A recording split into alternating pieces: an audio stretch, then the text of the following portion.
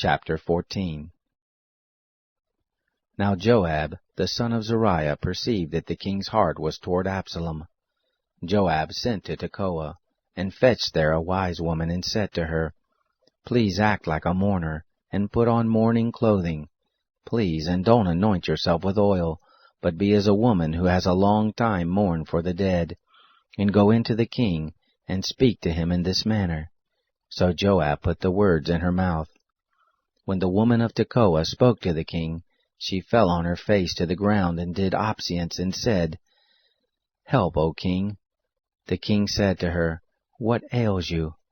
She answered, Of a truth I am a widow, and my husband is dead. Your handmaid had 2 sons, and they strove together in the field, and there was none to part them. But the one struck the other, and killed him. Behold, the whole family is risen up against your handmaid, and they say, Deliver him who struck his brother, that we may kill him for the life of his brother whom he killed. And so they destroy the heir also. Thus will they quench my coal that is left, and leave to my husband neither name nor remainder on the surface of the earth.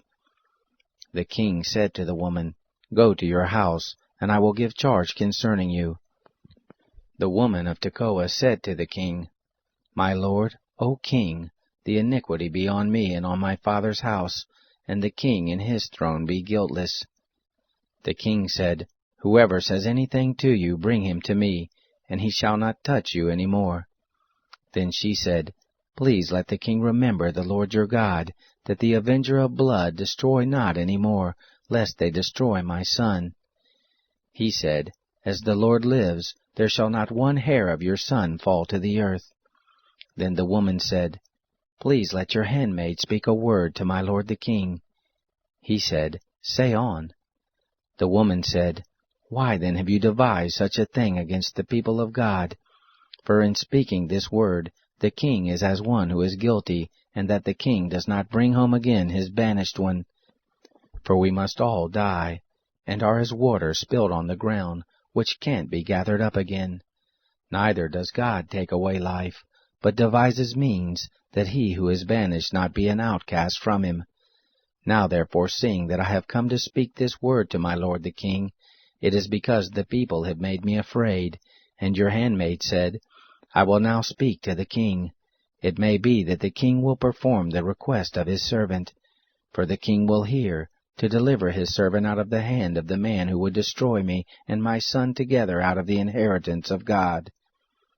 Then your handmaid said, Please let the word of my lord the king be comfortable, for as an angel of God, so is my lord the king, to discern good and bad, and the Lord your God be with you.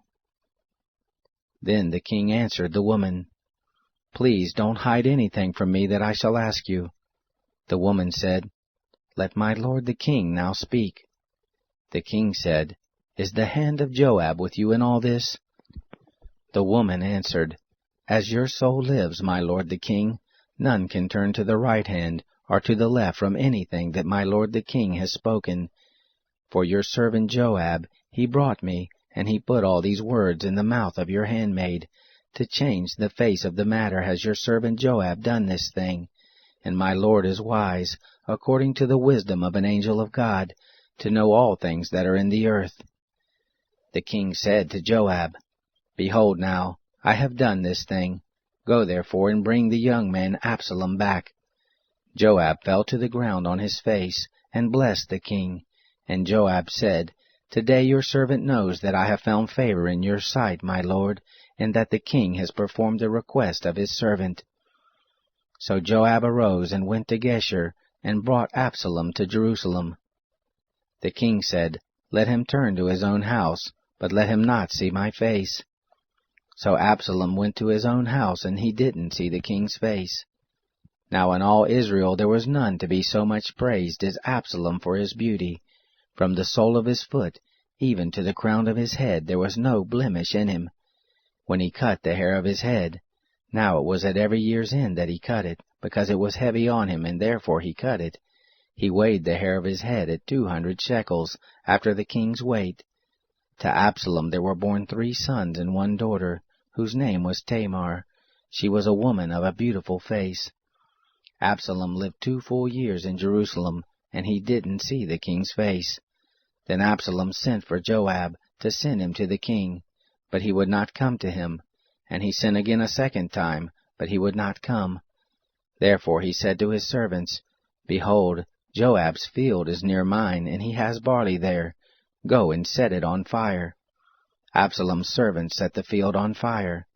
Then Joab arose and came to Absalom to his house, and said to him, Why have your servants set my field on fire? Absalom answered Joab, Behold, I sent to you, saying, Come here, that I may send you to the king to say, Why am I come from Geshur? It is better for me to be there still. Now therefore let me see the king's face, and if there be iniquity in me, let him kill me. So Joab came to the king and told him, and when he had called for Absalom, he came to the king, and bowed himself on his face to the ground before the king, and the king kissed Absalom.